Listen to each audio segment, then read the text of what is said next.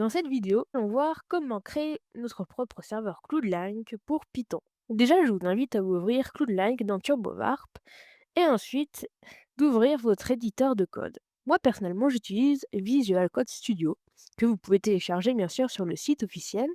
Je vous recommande vraiment de télécharger ce logiciel car il est utilisé par beaucoup de monde. Ensuite, une fois que vous avez votre éditeur de code, nous allons commencer par créer notre serveur Python. Pour cela, vous devez déjà avoir, bien sûr, installé Python, que vous pouvez aussi installer depuis le site officiel de Python. Donc ici, vous allez dans Download et vous téléchargez Python. Tout sera vous est expliqué pour l'installer. Une fois que vous avez installé donc Python, je vous recommande de créer un environnement virtuel pour notre script Python. Pour cela, je vais créer un environnement virtuel. Donc là, on voit que notre environnement virtuel a été créé et sélectionner cet environnement virtuel. Ensuite, créer un fichier Python app.py par nommation et convention et nous allons installer les dépendances nécessaires, donc les librairies. Assurez-vous bien d'utiliser égal, strictement égal, car nous ne voulons pas une version supérieure ou inférieure au risque le serveur plante. Nous allons installer les dépendances que vous pouvez aussi retrouver bien sûr sur la page officielle du développeur de CloudLink. Nous pouvons ici retrouver les dépendances nécessaires. Moi, je les ai mis dans un fichier requirement texte pour ensuite pouvoir les installer grâce à la ligne requirement texte. J'installe les dépendances. Ici, nous voyons que ça collecte et que les dépendances ont bien été installées. Là, nous voyons toutes les dépendances installées. Ensuite, utiliser dans API un serveur de type Barberon. Pour cela, ce que nous allons faire, c'est que nous allons tout simplement copier le serveur Barberon ici, qui est en fait le squelette. Donc je vous invite à faire copier et ensuite à coller ici. Et là, nous avons notre serveur. Ensuite, nous pouvons déjà le lancer. Python 3, app.py. Et là, nous voyons que notre serveur écoute sur le port 3000 en local. Donc, c'est-à-dire, ici, nous allons mettre l'URL locale qui est donc toujours 127.0.0.1 et sur le port 3000 ici, où on le différencie par les deux petits points que nous pouvons voir ici. Ensuite, nous allons donc pouvoir nous connecter.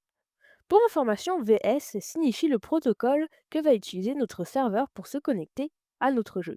Ici, ce sera WebSocket. Pour vous montrer un autre protocole qui peut exister, vous devez connaître sûrement HTTPS, qui est lui aussi un autre protocole, qui est alors lui sécurisé, car le protocole HTTP n'est pas sécurisé, mais si nous rajoutons un S, le protocole est sécurisé.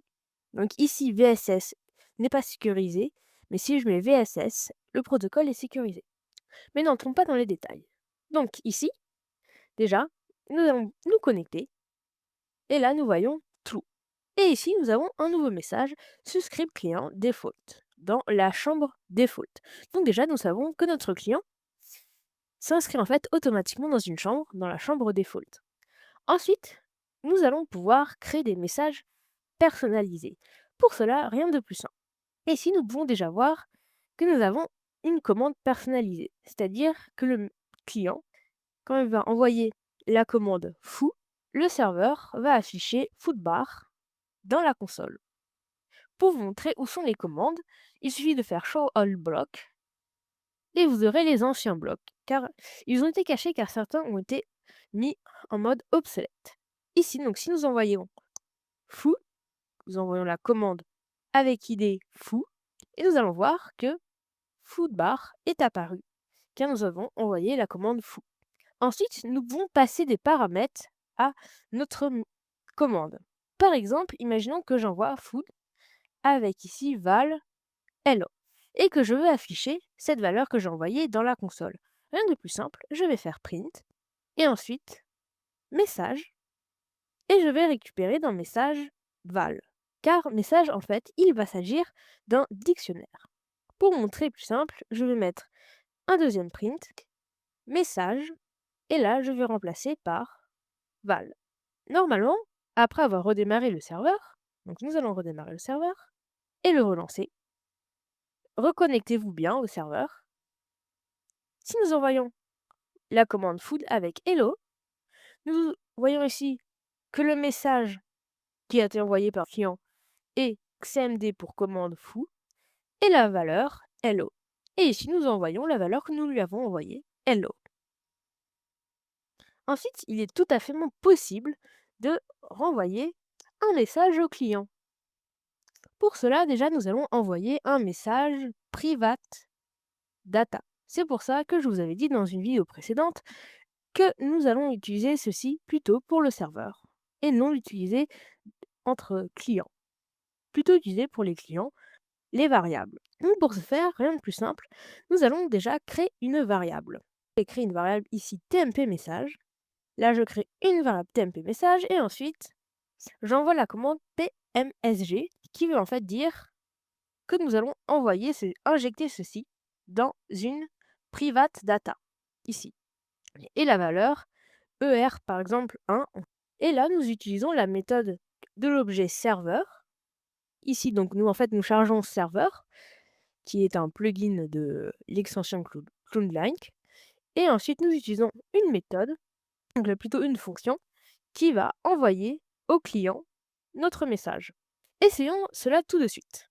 Donc nous redémarrons le serveur et normalement, nous nous reconnectons. Nous allons afficher private data et là, nous avons bien reçu un message du serveur. Et là, nous voyons bien que notre commande a été traitée. Ainsi, nous pouvons faire des choses, par exemple, à condition et qui renvoient au client si le message a bien été traité. Par exemple, imaginons que nous voulions faire if et que message val, donc message val est égal à hello. Nous allons envoyer par exemple Word pour dire que c'est bien reçu. Et si au contraire, ça n'a pas été hello, donc ici, comme ça, nous envoyons au client error, comme quoi ce n'est pas le bon mot, par exemple. Donc, si là, nous redémarrons le serveur, n'oubliez surtout pas de redémarrer le serveur, sinon les effets ne seront pas pris en compte. Et n'oubliez surtout pas d'utiliser l'objet sendPacket, auquel cas, le paquet ne sera jamais envoyé au client. Donc, nous redémarrons le serveur, et ensuite, nous allons nous reconnecter. Et là, nous voyons bien que nous avons reçu Word. Et par contre, si je mets autre chose, je reçois error. Donc là, vous pouvez faire plein de petites choses ainsi. Maintenant, vous vous êtes peut-être déjà posé la question, j'aimerais bien, par exemple, je me trouve dans une chambre, ici, et j'aimerais pouvoir, tout simplement, récupérer les noms d'utilisateurs d'une autre chambre. Nous allons ouvrir deux onglets, je vais rajouter l'extension CloudLink, et ensuite, je vais me reconnecter avec ce deuxième onglet, voilà, et je vais me mettre un nom, car souvenez-vous, pour se connecter à une chambre, il faut avoir un nom. Je vais mettre UT1, je vais afficher mon nom et me connecter à la chambre test. Vérifier que je suis bien connecté à une chambre et voilà. Nous sommes connectés à la chambre test pour l'utilisateur UT1. Et ensuite, ici, nous allons donc mettre un nom pour nous, pour le premier client, myUsername, si nous pouvons le voir, et se connecter à une chambre différente. Donc, ici, par exemple, je vais mettre room 1. Et là, je suis bien connecté dans une chambre. Mais nos deux clients sont connectés dans une chambre différente. Et donc là, si j'essaie de récupérer username, je vois bien qu'il n'y a que moi, donc un âme. Et moi, je voudrais récupérer, par exemple, donc ici, à partir de ce client, les personnes qui se trouvent dans la chambre, donc ici, test. Pour cela, il va falloir s'attaquer à notre script Python. Nous allons modifier ici la logique qui se trouve ici. Pour récupérer les chambres et les clients et tous les messages qui y sont associés, nous allons utiliser l'objet Room Manager. Pour cela, nous allons utiliser donc Room Manager. Et afficher l'objet Room Manager ici, qui est un objet propre à CloudLink. Donc c'est serveur.roommanager. Redémarrez le serveur et vous allez voir que quand je vais envoyer une requête, donc là, la commande foo, donc je me reconnecte et je vais envoyer la commande, nous allons voir, normalement, les objets des chambres vont être montrés.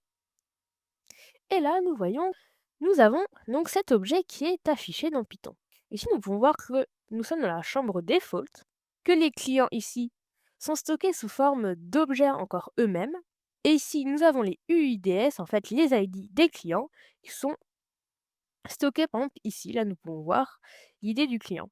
Et enfin, nous avons les global variables et les private var, qui sont propres à la chambre aussi. Donc, une fois que nous avons ceci, nous pouvons en fait déterminer en fonction de la chambre ici, décompresser de client le nom du client. Donc pour cela, nous allons au passage créer une fonction. Je vous invite à donc créer une fonction nommée getUsername_from_root avec en entrée data et roomname. Donc ici, nous allons vouloir chercher par exemple un nom d'utilisateur dans une chambre. En fait, ce qui va se passer, c'est que nous allons envoyer ici dans notre commande food le nom de la chambre et ensuite nous recevrons sous forme d'un dictionnaire, non, je veux dire d'un tuple ou d'une liste comme vous voulez, tous les noms qui se trouvent dans la chambre que nous avons mentionnée. Par exemple, ici, si je mettrais default, je recevrai ici tous les clients de la chambre default. Donc ici, nous voyons que nous recherchons si déjà la chambre en question existe dans notre objet ici. Donc si elle n'existe pas, ça sert à rien de vérifier et nous retournons rien. Ensuite, ce que nous faisons ici, c'est que nous cherchons dans client, donc ici client, et nous décompressons tous les clients avec une boucle for in the range qui va répéter pour le nombre de clients. Et donc nous allons après ajouter ceci dans une liste, tous les noms des clients qui se trouvent dans la chambre. Et enfin, après, nous retournons donc cette fameuse liste. Il nous suffit donc ici d'envoyer au client get username from room ainsi. Non, nous allons plutôt le mettre pas ici, sinon ceci risque de causer un bug. Nous allons mettre donc notre commande ici. Et là, ici donc nous utilisons notre fonction que nous avons fait. Nous utilisons l'objet qui affiche ceci dans getUsernFromRoom et ensuite nous l'envoyons au client. N'oubliez surtout pas de spécifier le nom de la chambre que vous voulez entrer. Donc ici, ce sera message val. Donc, redémarrons le serveur et normalement, ici nous nous connectons et là, nous nous connectons ici à la chambre test. Normalement, nous devons avoir en réponse du serveur qu'une liste vide car il n'y a plus aucune personne à la chambre default. Effectivement, nous ne recevons rien car il n'y a personne à la chambre default. Mais par contre, si ici je me reconnecte et que je rejoins, donc là je suis actuellement dans la room default et qu'ici je récupère ce qu'il y a dans la default, nous voyons qu'il y a un name, un utilisateur. Par contre, ici, si je rejoins la chambre room 1, je vais ici essayer de récupérer et il n'y a plus personne. Par contre, du coup, si je remets room 1, nous avons un name. Et ensuite, si moi je décide par exemple de me déconnecter de la chambre, donc unlink from room, voilà, et que je décide de rejoindre la room 1, et là nous voyons que nous avons les deux utilisateurs qui sont dans la même chambre. Donc comme ça, nous avons créé un système simple qui accède aux autres rooms dans CloudLink. Bien évidemment, si vous voulez créer une autre commande, il suffit juste de faire un copier-coller de ceci, et ensuite de le coller en bas, et de changer le nom ou le titre de la commande. Par exemple, ici, commande 1, et ensuite ici, par exemple, de mettre print message. Donc là, nous redémarrons le serveur. hop, et nous nous reconnectons, voilà, et ensuite nous pouvons lui envoyer donc plusieurs commandes, car nous avons défini 2 commandes. Donc là, si nous envoyons par exemple foo et que nous regardons ce qu'il y a dans la private data, voilà, nous recevons ce qu'il y a en fonction des chambres, et si nous envoyons donc là commande 1, donc ici, je vais vérifier que nous avons bien mis commande 1, et faites bien attention car Python est sensible à la case. Donc c'est-à-dire que si on mettait un C minuscule et majuscule, Python ne l'interprétera pas de même. Et là, nous voyons que nous avons aussi notre deuxième commande qui s'est exécutée. Donc ainsi, nous pouvons créer plusieurs commandes, et ainsi de suite. Donc nous pouvons créer en fait un nombre infini de commandes. N'hésitez pas à reprendre le code que je vais fournir en lien dans la description de la vidéo. J'espère que vous aurez compris et que cette vidéo vous aura plu. Et si vous voulez d'autres vidéos sur Python, pour le serveur Cloudlink ou autre chose, n'hésitez pas à me le demander. Et n'oubliez pas de liker la vidéo. Au revoir et à la prochaine.